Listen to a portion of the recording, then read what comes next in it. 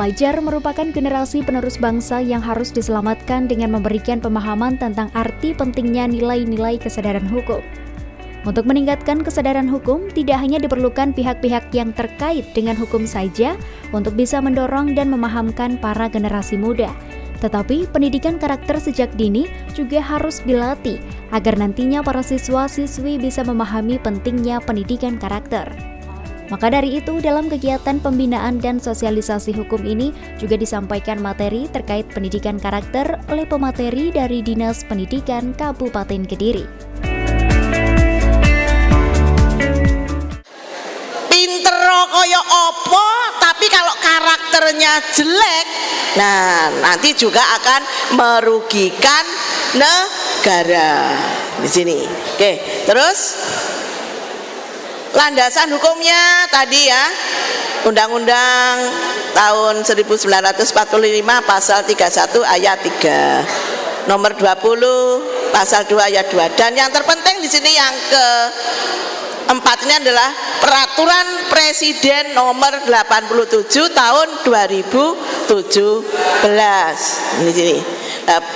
Peserta didik ini harapannya harus menjadi peserta didik yang bermutu. Bermutu apanya? Nah, di sini sikapnya bermutu, pengetahuannya bermutu, dan keterampilannya. Maka dari itu di dalam kurikulum 2013 penilaiannya itu ada 3 penilaian, yaitu penilaian sikap, penilaian pengetahuan, dan penilaian keterampilan.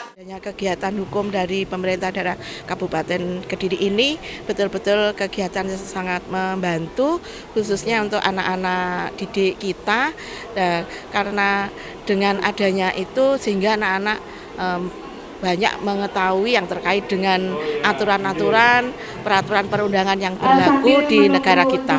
Jadi khususnya untuk di kami sebagai pemateri dari kegiatan hukum pada materi penguatan pendidikan karakter, dengan ini anak-anak bisa memberikan nantinya harapannya kita supaya anak-anak dapat mengeterapkan karakter-karakter yang baik yang berlaku di bangsa Indonesia.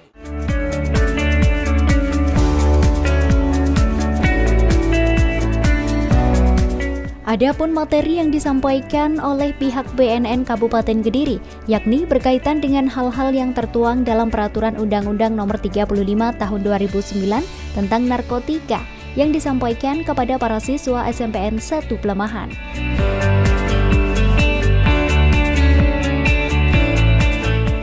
Makanya saya kasih contoh, itu barangnya, ya bentuknya serbuk, dia kayak tembakau, bentuknya kayak tembakau, karena memang digunakan secara di rokok dilinting, tapi baunya kayak jamu. Jadi tembakau kalau rokok itu baunya seperti itu, tapi ini beda, ya itu adalah ganja. Jadi bisa merusak paru-paru dan otak secara permanen. Kalau saya bilang permanen berarti tidak bisa disembuhkan. Pun lanjut.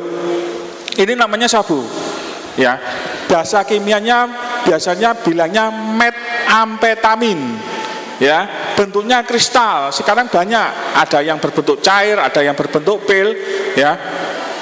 Ada yang pernah lihat film seperti ini? Aktor ini? Ini adalah pemain film Home Alone.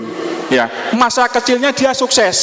Ketika masa remaja dia menggunakan narkoba, akhirnya dia bangkrut. Makanya ada pepatah, kalau sekali menggunakan narkoba, masa depannya suram. Gak ada nama masa depannya sukses orang pemakai narkoba, pasti suram. Ini ya, sabu atau kristal. Bisa merusak otak secara permanen, gila. Nanti saya perlihatkan lagi. Lanjut Bu, kita percepat aja. Ini namanya ekstasi. Ya, nama kimianya MDMA.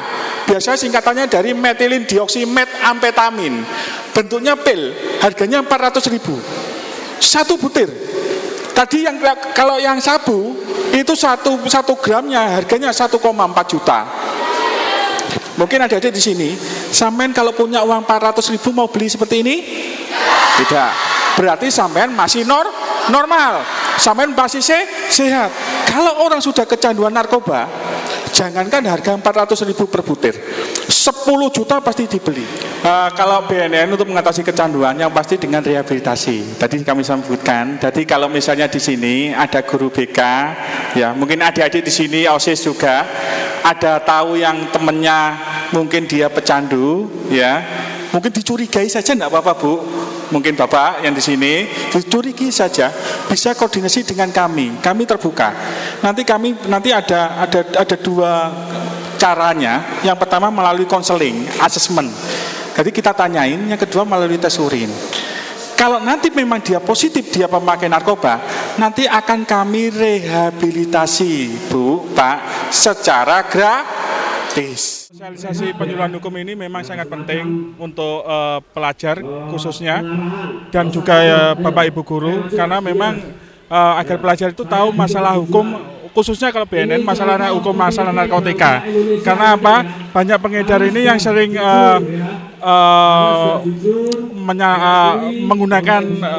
mengedarkan narkoba kepada pelajar itu dengan cara modus tipu daya. Makanya oleh karena itu mungkin pelajar ini kami kasih tahu pemahaman mengenai narkoba, bahayanya, cara modusnya, bentuk jenis-jenisnya, dan bahaya akibat penyalahgunaan dan ancaman hukumannya. Jadi sehingga pelajar itu tahu bahaya narkoba dan ancaman hukumannya agar tidak menyalahgunakan narkoba dan juga menjadi kurir narkoba.